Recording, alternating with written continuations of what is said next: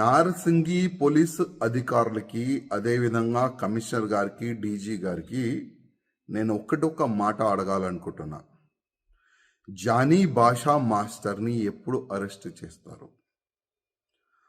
ఒక మహిళకి ఆయన ఏ విధంగా టార్చర్ చేసిండు, ఆమె జూనియర్ కోరియోగ్రఫీకి ఏ విధంగా ఆయన ఇబ్బంది పెట్టిండు, ఇవాళ తెలంగాణ ఆంధ్ర ప్రజలు పోలీస్ వైపు చూస్తున్నారు. ఎప్పుడు ఆ దొంగకి, ఆ లవ్ జిహాదీకి ఎప్పుడు అరెస్ట్ చేసి నిజాలు బయట పెడతారని తెలంగాణ ఆంధ్ర ప్రజలు ఎదురు చూస్తున్నారు. అదేవిధంగా నేను పోలీస్ అధికారులకి రిక్వెస్ట్ చేస్తున్నా, ఇవాళ లేకపోతే రేపు ఆయన అరెస్ట్ అయిన తర్వాత ఈ ఒక్క అమ్మాయి నుంచి కాదు, ఇంకా ఎన్ని అమ్మాయిలకి నా ఇబ్బంది పెట్టిండు, ఎన్ని అమ్మాయిలకి కన్వర్ట్ అయిపోండి అని ఆఫర్ ఇచ్చిండు, అది కూడా ప్రజలు ముందు పెట్టాలని నేను పోలీస్ అధికారులకి రిక్వెస్ట్ చేస్తున్నా. ఇవాళ బాలీవుడ్కి ఇంకొకసారి ఒక నల్ల మచ్చ తీసుకొని రానికి ప్రయత్నం చేసిన ఈ జానీ భాషా మాస్టర్. ఇట్లాంటి చాలా మంది ఉండొచ్చు, ఇంతకుముందు ఉన్నారు కూడా. ఈ ఫిల్మ్ ఇండస్ట్రీలో పని చేయడానికి వచ్చే వాళ్ళకి కానీ, ఈ జూనియర్ ఆర్టిస్ట్కి కానీ చాలా వరకు ఇబ్బందులు గతంలో కూడా పెట్టినారు.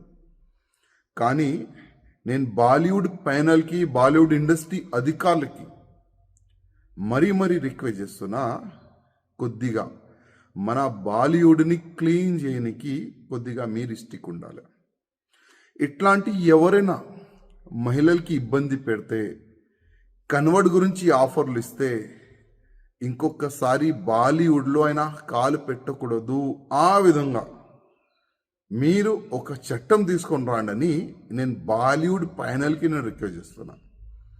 ఎందుకంటే ఇవాళ చాలా వరకు ప్రజలు హీరో హీరోయిన్ చూసి వాళ్ళకి ఫాలో అవుతారు, చాలా వరకు ఫ్యాన్స్ ఉంటారు.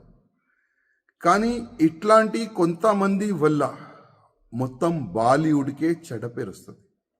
అందుకోసం నేను బాలీవుడ్ ప్యానల్కి రిక్వెస్ట్ చేస్తున్నా, కొద్దిగా మీరు స్టిక్గా యాక్షన్ కూడా తీసుకోవాలని నేను రిక్వెస్ట్ చేస్తున్నా. అదేవిధంగా పోలీస్ అధికారులకి రిక్వెస్ట్ చేస్తున్నా, ఈ జానీ మాస్టర్ ఒకవేళ దొరికితే మీరు ఇంట్రకేషన్ చేయాలి. ప్రేమ ఇంట్రకేషన్ కాదండి.